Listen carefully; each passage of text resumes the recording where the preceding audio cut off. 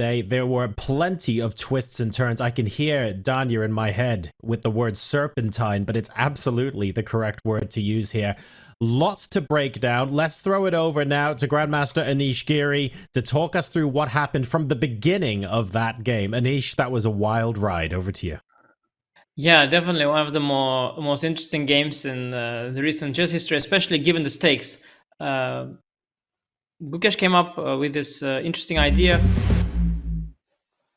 on this move here, a3, move 5, and he credited his team actually saying that they showed it to him yesterday. I was expecting this to be a preparation that they've done before the match, but actually it seems that they've cooked up the finer details of it, at least in the course of the match, which is quite remarkable and goes to show, how hard the team is working, not only before but also during the match. And Ding, by this point, spent already a lot of time and now went for bishop g4. Gukesh has mentioned that he has mixed up some of his prep. He mentioned move knight c6. Perhaps there were some lines with a5, b5, and which is probably a significantly better version for white than that in the game. And I guess he mixed something up here and went too quickly for d3 and b5. And as Gukesh has confessed, he went a little crazy there, as he said. Everything was going really well, and I went a little crazy. True, after a5, b5, suddenly he's got an issue here with the dark squares. Instead, the computer suggests c5 followed by bishop b5 check with a very promising initiative for white, although black, of course, still has resources. But given that Gukesh would be an hour up on the clock and have the initiative, this would have been very unpleasant for Ding. But this was only the first turn of events. After a5, b5, things still spiraled out of control. Ding went for the very ambitious knight d7 setup, which he later on definitely went on to regret. Could have played much more simple with e5, castle, develop the bishop, control the c5 square, where Gukesh would have to play for equality, try and trade the knight on c5 twice. And once everything gets traded on c5 square, position would equalize. But it is overall a very pleasant position for black for now. And knight fd7, definitely very ambitious, but in hindsight, a much more risky decision. But it should have worked out well. Knight e5, forcing queen to f4, trying still to protect the d3 pawn thanks to the spin, and if this knight takes, then you take the d4 pawn. But the queen is terrible here. Gukesh was very worried, understandably so. After rook d8, he played move rook d1. I don't think Gukesh was thrilled with his position here at all, and this was a really critical moment in the game. We were suggesting e6. I think this move that Peter mentioned, queen d6, might have been a difficult one. I believe also after bishop, sorry, not after a4. After a4, actually, bishop a3 would be there, but after bishop to b2, challenging this pawn, this is when queen d6 would have been really, really strong. Maybe this was underestimated by Ding, because now you renew the threat of knight takes d3, and if not for bishop b2, then bishop d6 is strong. So after a4, I presume bishop d6 would have been just a massive blow, knight d3 coming. Black is in the driver's seat here, and white would be in a very, very bad position here, actually. And Gukesh mentioned a few times that he was worried he's going to lose the game, and perhaps this would be the moment where that would have actually been a likely scenario.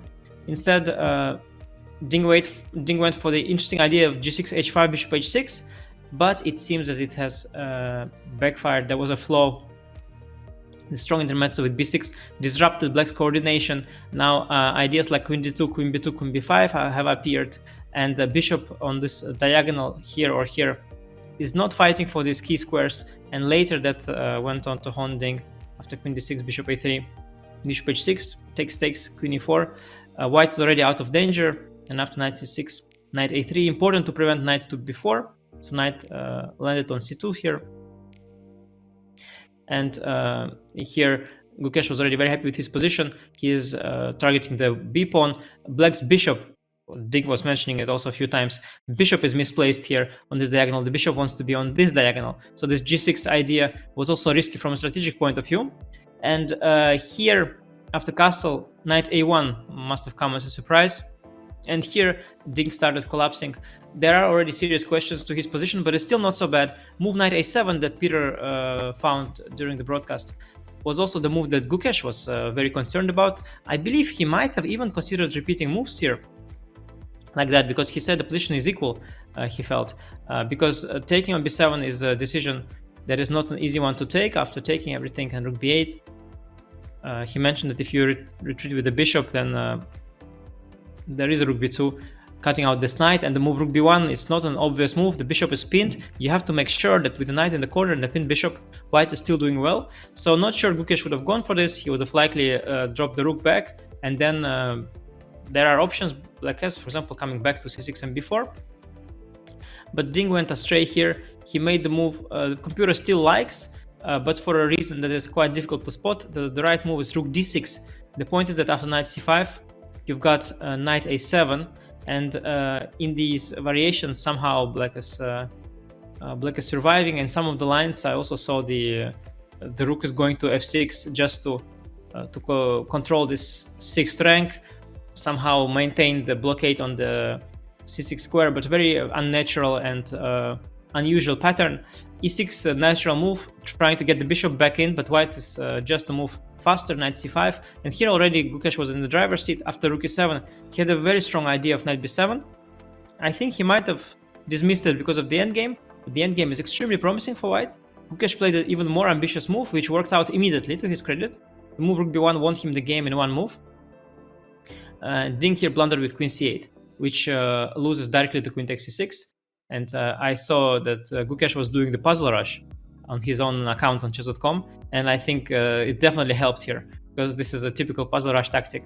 But actually, with 7 minutes on his clock, Ding was in a very dire situation, but there was still a way to play on. In fact, objectively, after knight b4, his position is still holding. I think the lines were very complex, and it was quite difficult. I think after knight b4, knight b7, yeah, there was this very strong move, bishop to f8. Somehow computer keeps everything together. So if knight a5, you can take on b5 and a5. If rook a5, you can at the very least take on b7 and take on a5 with drawing chances. And otherwise, black also has some ideas, like maybe a rook can slide over to d7. Sometimes e5 can reinforce black's position. I've moved this around, and always black is just fine with most accurate play. So it was actually still everything to play for, even though Ding was at the brink of a disaster here. But the final move, under all the pressure, Ding has collapsed into queen c6, and this is just over. So we didn't really have that usual gradual moment of a player building up his advantage, then gradually the other opponent realizing that things are going bad, and everybody slowly preparing to celebrate Gukesh's victory, all his fans. This didn't happen. It was just an abrupt finish. And Gukesh also mentioned a few times at the press conference, he said he realized that he's out of danger somewhere around here after knight c2, and after knight c2, within the next 7 moves, suddenly he found himself winning the game. So this all happened very quickly, even for the players. But now we're here, and Gukesh